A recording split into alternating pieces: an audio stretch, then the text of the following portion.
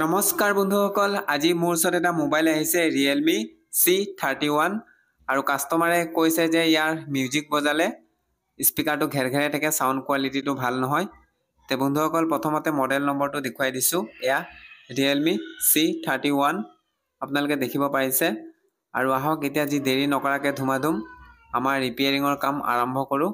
প্ৰথমতে বেক সাইডৰ যিখন ঢাকনি আছে এখন খুলিলো আৰু খোলাৰ পিছত কাস্টমাৰে কোৱা মতে মোবাইলটো 3 বছৰ চলালে কোনো প্ৰবলেম হোৱা নাই। আজি প্ৰথম মই খুলিছো কাৰণ সেইফালে নটত এটো দেখিব পাইছে ষ্টিকাৰ মাৰাই আছে আৰু প্ৰথম ময়ে খুলিছো।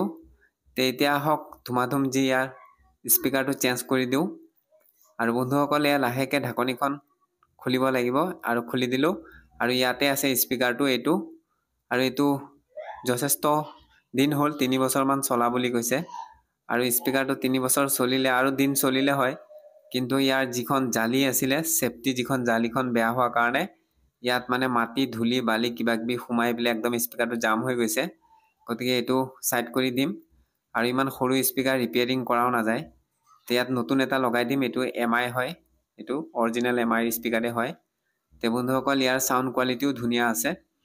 তে এটো সিলপেক আছে, এটা খুলিব লাগিব আৰু কেচিডি কাটি দিলো আৰু বন্ধুসকল এয়া লাহেকে ফাইনালি এটো স্পিকাৰটো এটো দেখিব পাইছে MI আৰু ইয়াত যিখন ষ্টিকাৰ আছে ষ্টিকাৰখন গুছাব লাগিব, গুছাই লগাব লাগিব আৰু লগোৱাৰ আগতে যি কভাৰটো দিয়া দেখিব পাইছে যত স্পিকাৰটো বহিব তাত মানে একেবাৰে এঠা লাগি জাম খাই আছে, এটোক সাফা কৰি লব লাগিব আৰু বন্ধুসকল এখন যি প্লাষ্টিক যিখন লগোৱা আছে এখন লাহেকে গুছাব লাগিব আৰু গুছাৰ পাছত যি আমাৰ মোবাইলটো যিখন মানে সিসি বোৰ্ডৰ ওপৰত যিখন ঢাকনি থাকে এইখন ইয়াতে স্পিকাৰটো ধুনিয়াকে বহাব লাগিব আৰু ইয়া ধুনিয়াকে দেখিব পাইছে মই ধুনিয়াকে বহাই দিলো আৰু বহোৱাৰ পিছত বন্ধুসকল এতিয়া আহক ধুমাধুম নট কিটা মাৰি পিলে টেষ্টিং কৰি দেখুৱাম আৰু এয়া মই স্পিকাৰটো বহাই দিলো আৰু বন্ধুসকল স্পিকাৰটো সেফটিৰ কাৰণে কিপ্যাড মোবাইলৰ যিবিলাক স্পিকাৰ থাকে ইয়াৰ মানে জালিখন এনেকে জালিখন সাইড কৰি ললো আৰু এইখন জালিখন দেখিব পাইছে। এখন এটা